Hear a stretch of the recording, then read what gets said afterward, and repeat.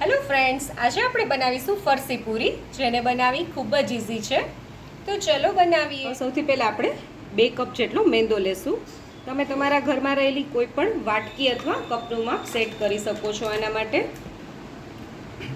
અને આ 2 કપની સામે હું અહીંયા 5 જે આપણા ઘરની નોર્મલ ચમચી હોય એ જ ચમચીથી મેં 5 ચમચી જેટલો રવો લીધો છે. મેં અત્યારે ઝીણો જે રવો આવે એ લીધો છે. તમારી પાસે જો મોટો રવો હોય તો તમે એને મિક્સચરમાં દળીને પણ લઈ શકો છો. હવે આપણે આમાં સ્વાદ અનુસાર મીઠું એડ કરશું. હવે આપણે એમાં થોડો મરીનો ભૂકો એડ કરશું, લગભગ અડધી ચમચી જેટલો. આપણે પૂરીમાં આ જે ઘરની નોર્મલ ચમચી હોય એ 1 ચમચી જેટલું જીરું એડ કરશું. તો જીરું આપણે થોડું અધકચરું કરવાનું છે. તો હું જીરાને અત્યારે વેલણથી અધકચરું કરી રહી છું. આપણે ટ્રેડિશનલ રીતે જે ફરસી પૂરી બનાવતા હોય તહેવારમાં એ બનાવી રહ્યા છીએ. તો આપણે એમાં આ જ રીતે જીરું એડ કરશું. જો તમે ખાંડીને એડ કરશો તો જીરાનો ભૂકો થઈ જશે, અને આવી રીતે કરશું તો વણતી વખતે પૂરીમાં વચમાં ઓછું આવશે જીરું. તમે જોઈ શકો છો જીરું એકદમ સરસ અધકચરું થઈ ગયું છે. હવે આપણે એને લોટમાં એડ કરી દઈએ. આપણે પહેલાં બધા ડ્રાય ઇન્ગ્રીડિયન્ટ્સ છે એ બધા મિક્સ કરી લેશું, અને પછી આપણે મોળામાં દેવાનું. ટ્રેડિશનલ રીતે પૂરી બનાવીએ છીએ તો ટ્રેડિશનલ પૂરીમાં એવું હોય છે કે મોળમાં ઘીનો ઉપયોગ કરતા હોય છે. તો હું અત્યારે જે ચોખ્ખું ઘી હોય એ એડ કરી રહી છું. તો હું અત્યારે ઘી અને તેલ બંને એડ કરીશ. તો મેં અત્યારે અહીંયા 2 ચમચી જેટલું ઘી લીધું છે, અને મેં ઘીને ગરમ નથી કર્યું. 1 ચમચીથી માપીને હું અત્યારે બીજી 3 ચમચી જેટલું તેલ હોય એ એડ કરી રહી છું. જે આપણા ઘરમાં નોર્મલ ચમચી હોય તમે એનું માપ લઈ શકો છો. હવે આપણે સરસ રીતે મિક્સ કરી દઈએ. તો તમે જોઈ શકો છો મોણ એકદમ સરસ લોટમાં મિક્સ થઈ ગયું છે. આવી રીતે આપણે લોટને બાઇન્ડ કરીએ તો સરસ મુઠિયા જેવું ટેક્સચર આવે છે, મુઠિયા જેવો શેપ આવે છે. અને હવે આપણે લોટ બાંધી લઈએ. લોટ બાંધવા માટે પણ મેં જે નોર્મલ માટલાનું પાણી હોય એ જ લીધું છે, અને આપણે થોડું થોડું એડ કરતા જઈશું અને લોટ બાંધતો જવાનું છે.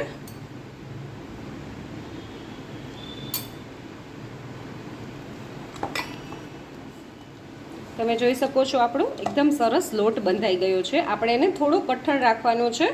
જે પૂરી પરોઠાનો લોટ હોય એટલો જ આપણે બાંધવાનો છે. અને હવે આપણે ખાલી 1 થી 2 જ ટીપા જેટલું તેલ લઈશું અને લોટને થોડું મસળી લેશું. અને આપણે આ લોટને 5 જ મિનિટ રેસ્ટ આપવા દેવાનો છે. હવે આપણે 5 મિનિટ પછી પૂરી બનાવી લઈશું. 5 મિનિટ થઈ ગઈ છે. હવે આપણો લોટ એકદમ સરસ રીતે રેસ્ટ કરી લીધો છે. હવે આપણે પહેલાં ગોયણા કરી લેશું. તો આપણે એક ગોયણું નથી કરવાનું, એક સરખા ગોયણા થાય એના માટે આપણે આવી રીતે એનું મુઠિયા જેવું કરી લેવાનું છે, એકદમ સરસ પતલું. અને હવે આપણે એના એક સરખા આવી રીતે ગોયણા કરી લેશું. અને જો તમારે આવી રીતે ન કરવું હોય તો તમે એક મોટું ગોયણું વણી લો અને કોઈ પણ એક વાટકી અથવા ઢાંકણના માપથી એક સરખી પૂરી પણ કરી શકો છો. જોઈ શકો છો ઓછી મહેનતમાં એકદમ સરસ અને સરખા શેપના આપણા ગોયણા રેડી થઈ ગયા છે. અને હવે આપણે પૂરી બનાવી લઈએ.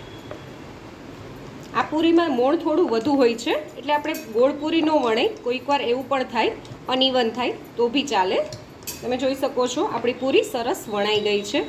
આપણે એને બહુ પતલીએ નહીં અને બહુ જાડીએ નહીં એ રીતે પૂરી વણવાની છે. અને આ જ રીતે આપણે બાકીની પૂરી પણ વણી લઈએ. વણાઈ જાય પછી આવી રીતે ચપ્પુથી કાપા કરી લેવાના, જેથી કરીને આપણી પૂરી ફૂલાય નહીં.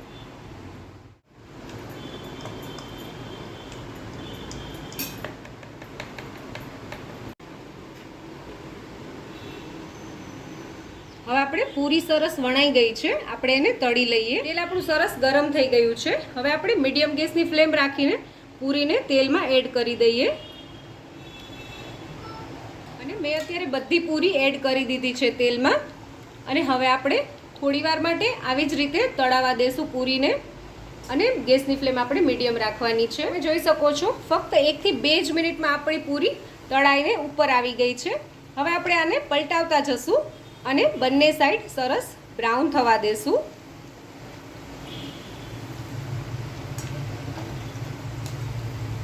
તમે જોઈ શકો છો ફક્ત 3 થી 4 જ મિનિટ થઈ છે અને આપણી પૂરી એકદમ સરસ ગોલ્ડન બ્રાઉન તળાઈ ગઈ છે. હવે આપણે સરસ રીતે તેલને નિતારી લેવાનું છે અને પૂરી આપણે એક પ્લેટમાં લઈ લઈએ. અને હવે આપણે બીજી પૂરી પણ આ જ રીતે તળી લઈશું.